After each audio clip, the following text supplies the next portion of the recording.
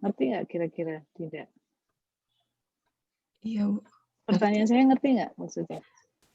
Ngerti, Bu, tapi saya juga nggak tahu jawabannya. Kalau Sampai N plus langsung 1 yang kita hitung. Jadi di ya. eksplisit, ya kembali mungkin buat Kata hingga ya, Bu. nggak bisa. Kita menggunakan metode hingga. Metode hingga. Metode hingga itu apa artinya? Harus ada hingganya. Berapa gitu? Apakah N1000, N100, N200, 5000 itu tetap harus ada hingganya. Tidak boleh tidak berhingga. Ya.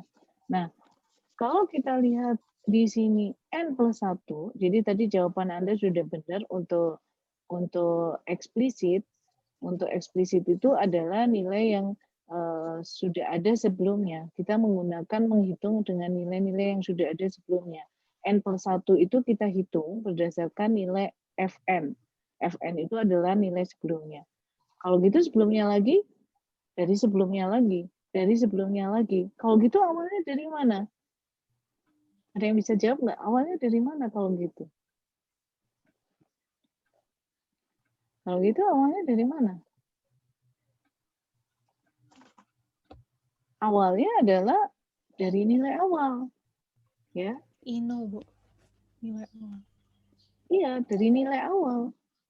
Terserah nilai awalnya apa. Belum tentu 0. Ya. Nilai awal, Anda dapatkan materi. Nilai awal adalah nilai di awal simulasi, di awal Anda melakukan langkah waktu. Jadi nilai awal itu harus ada.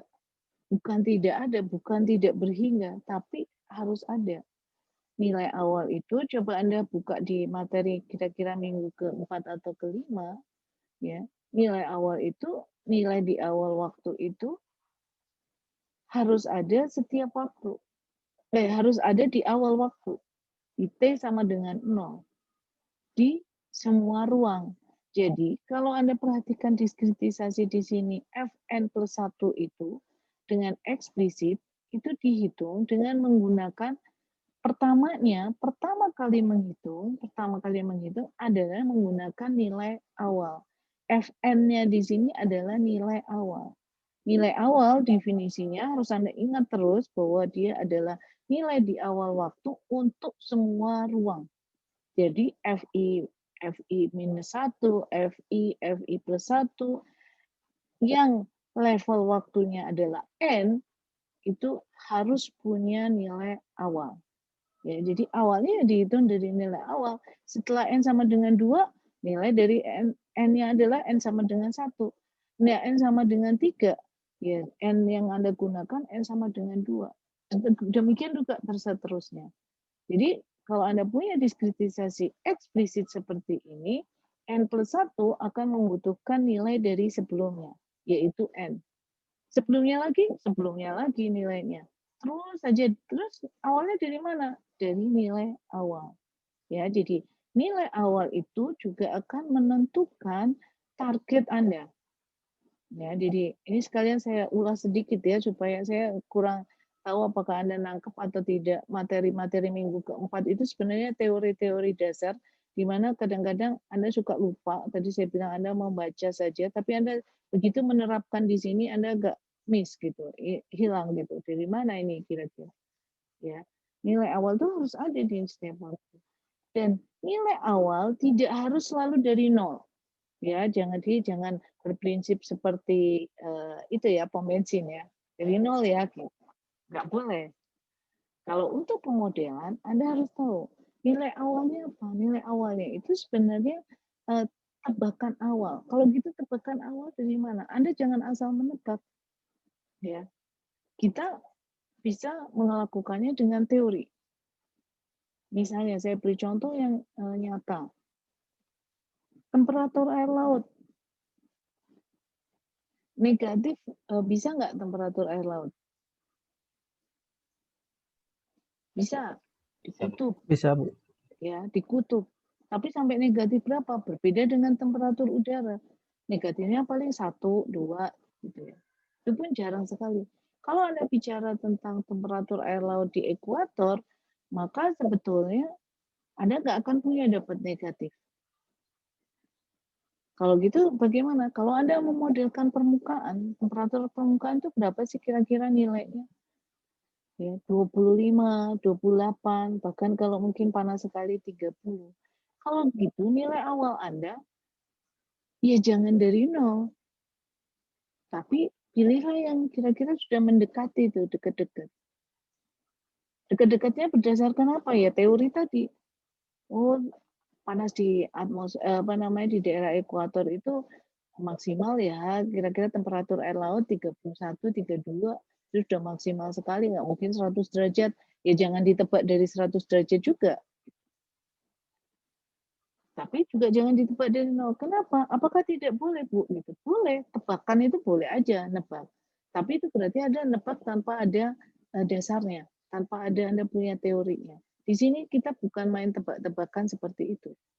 Tapi kita harus sudah punya dulu dasar teorinya. Pada saat saya menjelaskan bagaimana cara memodelkan, itu Anda harus punya dasarnya, punya dasar teorinya. Kalau Anda tidak punya atau blank sama sekali tentang model yang akan Anda gunakan, maka Anda nggak mungkin bisa. Kenapa? Kalau Anda tebak ini dari nol, ya, berapa lama Anda akan mencapai nilai yang Anda target tadi? Oh, temperatur di daerah ekuator sampai 28 derajat. Ya, nggak nyampe-nyampe. Atau kalau nyampe ya mungkin simulasinya puluhan tahun, perlu puluhan tahun hingga mencapai yang steady state seperti itu, yang kita harapkan seperti itu. Ya. Atau tadi misalnya tebakan Anda 100 derajat, orang jelas-jelas tidak mungkin ada air laut yang mendidih seperti air tawar biasa. Anda tebak dari 100 derajat, apakah salah? Enggak, bisa jalan. Coba aja, bisa jalan. Tapi kapan Anda mencapai target kembali ke 28 derajat tadi sesuai realnya? Ya. Bahkan mungkin selama bertahun-tahun ada simulasi itu nggak nyampe-nyampe. Gitu. Oleh karena itu di sini Anda tetap harus punya dasar teorinya. Ya, sehingga tebakan awal, nilai awal Anda itu tidak harus dari nol. Ya, mulailah dari yang kira-kira itu akan lebih cepat mencapai kondisi yang Anda harapkan. Ya. Jadi di sini nilai awal itu adalah pada saat n sama dengan 0. Ya, jadi Anda harus punya nilainya di semua grid. Nah, berbeda dengan nilai batas. Ada yang ngerti kira-kira nilai batas?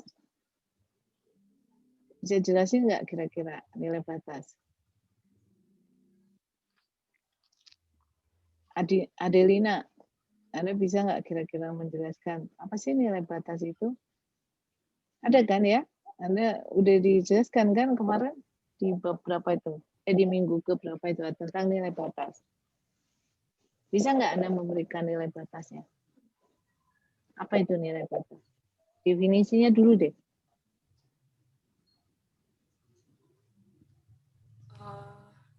Nilai batas itu jadi dia itu dengan menggunakan persamaan diferensial, jadi diperoleh dua nilai yang berbeda gitu. Nilai batas. Nggak perlu diferensialnya.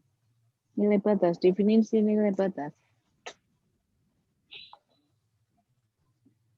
Itu definisi-definisi itu Anda perlu loh ya nanti. Anda kan akan bergantung pada nilai itu. Gitu. Ada yang bisa menjelaskan? Ahmad Duha? Ya Bu. Apa itu definisi nilai batas? Ya kalau syarat awal itu tadi kan berhubungan dengan waktu ya, syarat nilai awal waktunya.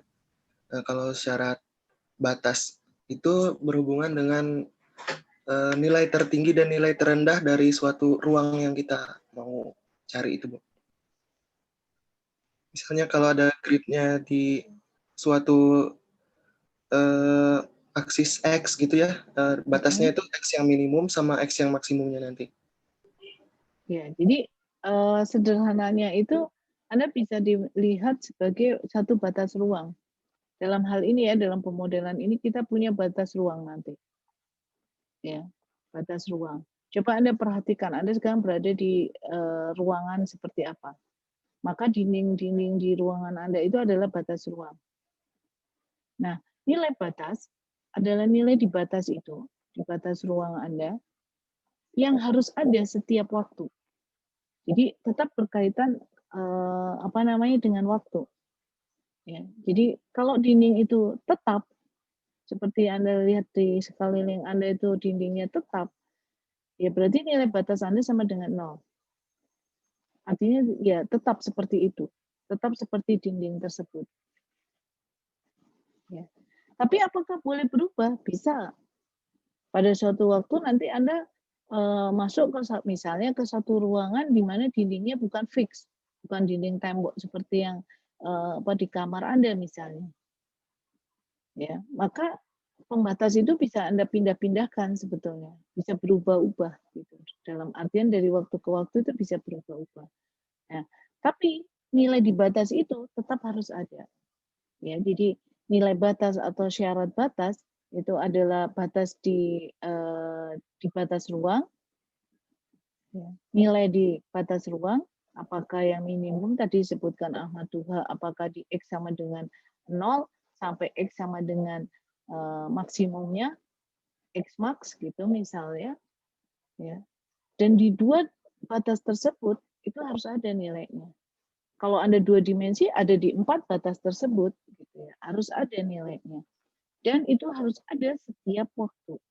Jadi, kalau Anda perhatikan kembali ke diskritisasi ini, pada saat I plus 1 ini mencapai maksimum, jadi I plus 1 sama dengan X max, tadi yang saya sebutkan sebagai maksimum, ya, maka ini adalah menjadi nilai batas. Demikian juga dari yang pertama, misalnya I sama dengan 0, jadi I minus 1 sama dengan 0, pada saat I sama dengan 1, I minus 1 adalah 0. Maka ini adalah mendapatkan dari nilai batas. Ya, jadi bisa nilai batas itu di yang minimum, yang pertama, dan pertama secara ruang ya di sini, dan maksimum secara ruangnya. Kapan? Nah, kembali sekarang. Kan tadi N itu adalah nilai yang ada di waktu-waktu sebelumnya lagi sampai nilai awal tadi, maka ini pun di maksimum pun harus ada nilainya. Ya, jadi kenapa syarat batas itu adalah nilai di batas ruang yang harus ada setiap waktu. Ya, jadi kalau kita lihat di sini diskritisasi di sini, pada saat I sama dengan I max atau maksimumnya, tidak mungkin karena di sini berarti ada diskritisasi yang I plus 1-nya. Nilai batas Anda di I max. Ya, jadi Anda hanya bisa menghitung di sini adalah I max minus 1. Satu grid sebelum batas.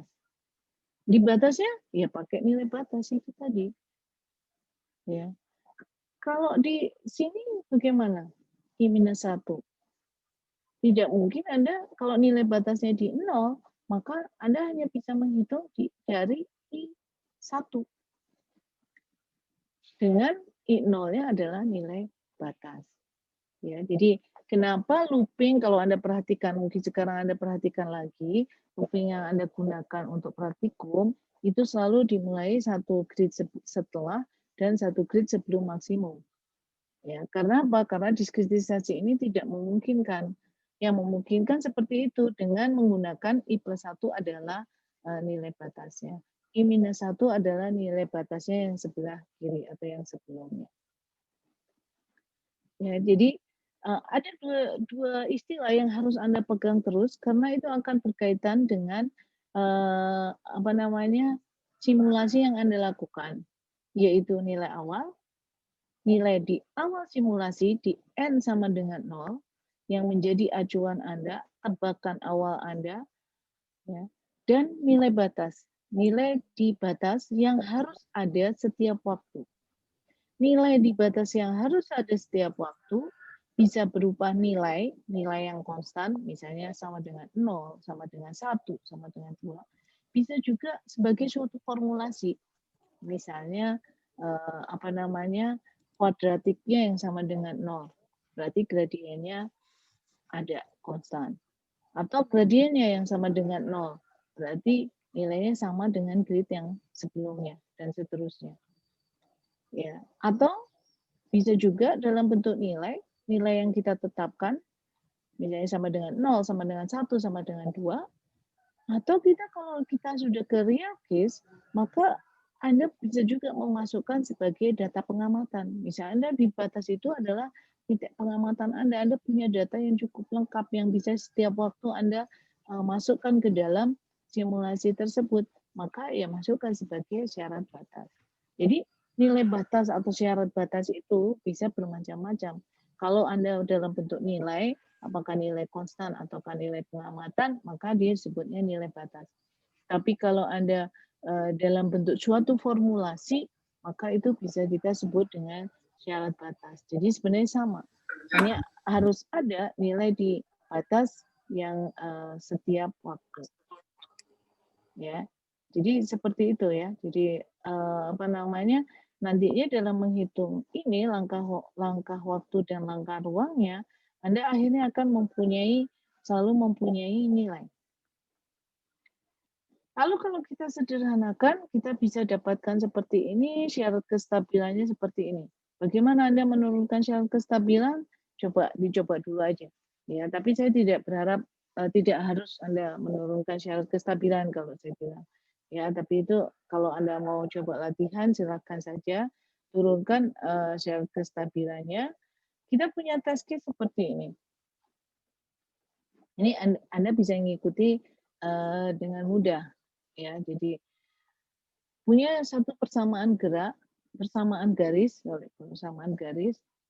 ya.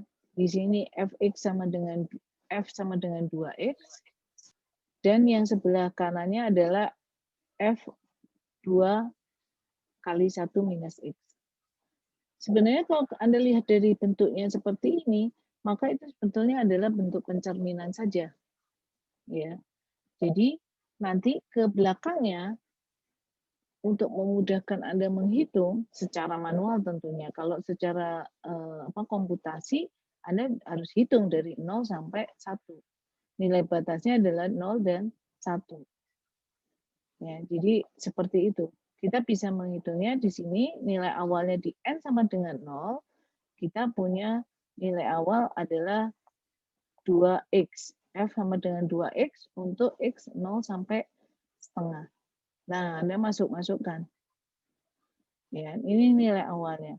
Lalu kita punya nilai batas. Nilai batasnya adalah di 0 dan di 1. Dengan nilainya adalah 0 F-nya. Ya, jadi tapi sekali lagi nilai batas ataupun nilai awal tidak harus sama dengan 0. Kalau di praktikum ini Anda dapat selalu sama dengan 0, itu bukan berarti harus nilainya sama dengan 0. Itu tebakan awal Anda untuk nilai awal itu. Ya, nilai awal itu tebakan awal Anda. Kalau memang yang ditebak itu punya kisaran puluhan, ya jangan ditebak dari 0. Ya, Anda kan perlu waktu yang lama untuk menghitung itu.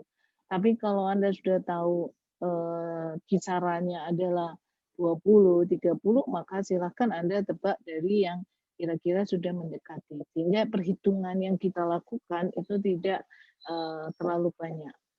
Ya, harus efisien kita juga. Nah, nilai batas adalah nilai di batas yang harus ada setiap waktu. Ini simbol dari setiap waktu ya. Cross di sini. Lalu masukkanlah, kalau kita punya delta X-nya 1/10, AD-nya 1, bagaimana kira-kira? Kalau begitu, kita punya syarat kestabilan tadi, maka bergantung pada syarat kestabilan, maka delta T-nya yang harus kita pilih. Ya. Kalau AD-nya 1, delta X-nya sudah jelas ditentukan, ya tentunya AD-nya yang kita bisa pilih. delta T-nya yang bisa kita pilih. Ya, kita pilih delta T-nya, lalu kita bisa hitung seperti ini. Ya, tanda panah menunjukkan sebetulnya untuk menghitung di grid 1 kita memerlukan di grid 0. Di grid 0 tadi nilai batas. Ya, dan demikian juga seterusnya. Ya, jadi Anda coba dulu ikuti nanti ya. Nanti saya akan sharing untuk Anda yang S2 nanti akan saya sharing materinya. Silakan Anda ikuti ya. Khusus untuk eksplisit saja. Coba direnungkan, coba Anda tulis. Ya, sekali lagi harus Anda latihan itu harus Anda tulis tangan. Agak sulit kalau Anda tidak dengan menulis tangan gitu. Karena kalau Anda cuma lihat PPT saya gitu, oh kayaknya gitu, oh jadi gini gitu. Tapi Anda tidak tahu sebetulnya cara ininya, menghitungnya. Ya, jadi saya minta Anda menuliskan lagi eksplisit saja dulu dengan tulis tangan. Coba Anda pahami betul, mengerti tidak Anda melakukan menurunkan tabel ini. Ya, sekali lagi tabel yang ini aja yang eksplisit dulu. Oke? Ya, buat Anda yang S2 ini sudah jam 8 ya, pas ya. Saya akan share di PPT-nya di MS Team ya. Tolong sampai Anda tulis tangan, Anda latihan tadi mulai dari menurunkan sampai Anda bisa menghitung dengan persamaan ini ya, persamaan ini dengan nilai awal dan nilai konstanta-konstanta yang sudah ada di sini ya. Anda isikan tabel ini. Ya, kalau ini kan beberapa saya loncat-loncat nih. Kalau saya loncat-loncat gini bukan berarti tidak dihitung ya. Tetap dihitung. Ya, oleh karena itu saya pengen Anda menghitung tabel ini dengan manual. Ya. Tugasnya gitu ya. Untuk yang S2 ya. Ibu. Iya, Bu. Baik, Bu. Ya, Oke, siap, Bu. coba eksplisit aja dulu. Oke, ada pertanyaan? Enggak ya, dicoba dulu ya. Yang eksplisit aja. Nanti sambil kita latihan di situ. Ya. Ya, Bu. Oke. Nanti kira-kira Anda kuliah sampai jam berapa nih? Jam 10, Jam Bu. 10 sih, Bu, biasanya. Jam 10. Oke, nanti sore Anda sudah submit ya. Coba kita lihat. Tulis tangan loh ya. Saya minta Anda foto tulis tangan. Mau Anda nyontek boleh, tapi tulis tangan. Tulis tangan Anda sendiri supaya Anda merasakan oh gimana sih cara ngitungnya gitu. Ya. Baik, Bu. Oke. Ya. Saya share di MS Team ya. Ya, Bu. Oke. Terima kasih. Assalamualaikum. Bu. Waalaikumsalam. Terima Waalaikumsalam. kasih, Bu.